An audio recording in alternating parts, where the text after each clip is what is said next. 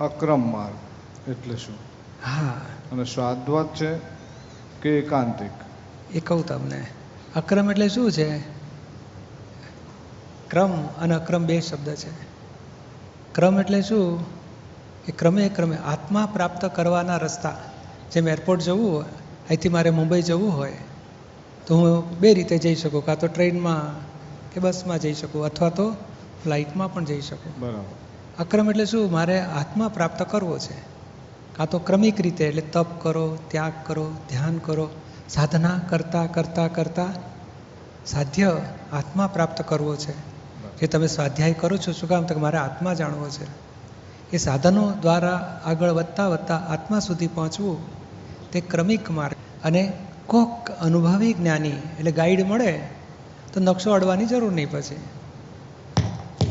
Guide મળે ને, એ ગાઈડને follow કરો એટલે સીધું એવું આ આત્મા સાક્ષાત્કાર માટે જ્ઞાનીની કૃપાથી આત્મા સાક્ષાત્કાર પામવો તે અક્રમ માર્ગ છે. જેમ લિફ્ટમાં જવું હોય, 12મે માળે જવું હોય તો લિફ્ટમાં પણ જઈ શકો, દાદરામાં પણ જઈ શકો. તે 9મું મહેનત કરીને દાદરો ચડો, પાછું દાદરો છોડવાનો, પાછું 10મું ચડવાનું, 10મું ચડ્યા પછી 10મું છોડવાનું ને 11મું પકડવાનું. એમ ક્રમે ક્રમે અહીંયા શું હોય છે તો પરિગ્રહ છોડતા જવું પડે. જેટલા પરિગ્રહ છૂટ્યા એટલી મમતા છૂટે, એટલો અહંકાર છૂટે. કરતાં કરતાં આત્મા સુધી પણ અહંકાર એટલો બધો શુદ્ધ થાય, જેમાં ક્રોધ, માન, કપટ, મોહ, વિકાર, પરમાણુ ના હોય. એ શુદ્ધ અહંકાર થાય ત્યારે શુદ્ધ આત્માનો સાક્ષાત્કાર થાય. ત્યારે આ કૃપાથી જ આપણને આત્મ સાક્ષાત્કાર દાદા ભગવાનની કૃપાથી થઈ જાય છે. એટલે આ સ્યાદવાદ માર્ગ છે, એકાંતિક નથી. એકાંતિક એટલે શું? ભાઈ જૈન ધર્મ હોય તો વૈષ્ણવ ધર્મવાળા કે ભાઈ એ તો જૈનોની વાત છે, આપણી નથી. બીજા બધી જ્ઞાતિવાળા વૈષ્ણવ હોય તો કે જૈનો કહેશે રહેવા દો ને, આપણે નથી જવું, એ તો વૈષ્ણવનો.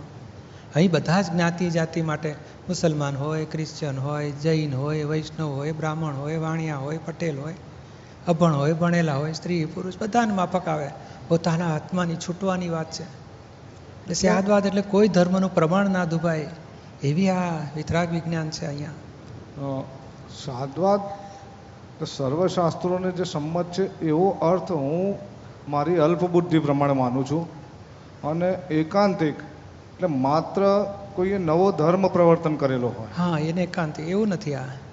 આ મૂળ વિતરાગોની વાત પાછી આપણને મળે છે, જે તીર્થંકર ભગવંતોએ.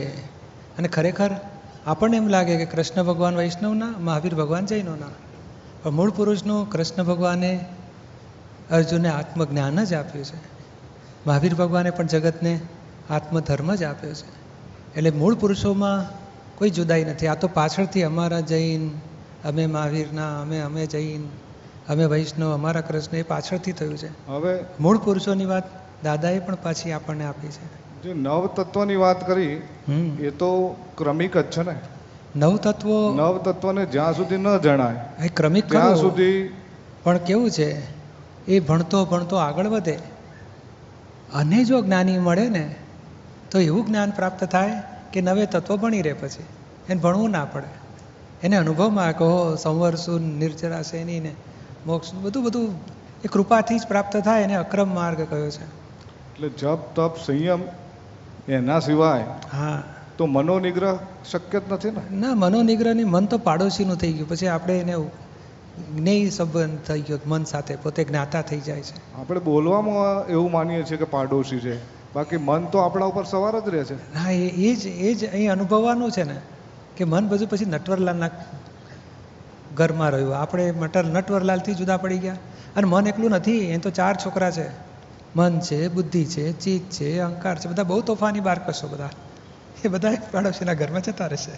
આપણે મુક્ત થઈ જઈએ છીએ. એટલે જો અક્રમ માર્ગને માનવામાં આવે તો ગુણ સ્થાનકનો શ્રેણીક્રમનો જે નિષેધ વર્તાય છે એ આપણે કેવું છે એ પછી આગળ સમજી લઈશું. કારણ શું છે કે આપણને તો આ જે મહાવીર ભગવાન કહ્યું ને, સમ્યક દર્શન, સમ્યક જ્ઞાન, સમ્યક ચારિત્ર, સમ્યક તપથી મોક્ષ. તો આપણે એ થવું જોઈએ. જે મોક્ષનો દ્વાર કયો? સમ્યક દર્શન. તો આપણને એ દર્શન સમ્યક થવું જોઈએ. જે મિથ્યા દર્શન છે છૂટી જાય અને સમ્યક દર્શન પ્રાપ્ત થાય એટલે આપણે મોક્ષ માર્ગમાં એન્ટ્રી થઈ ગઈ. પરમ કૃપાળુદેવ એવું કહ્યું છે કે મોક્ષ માર્ગ એક જ છે, એક જ હોય, બે નથી. બરોબર છે. બે છે જ નહીં. બે એટલે શું કહે છે?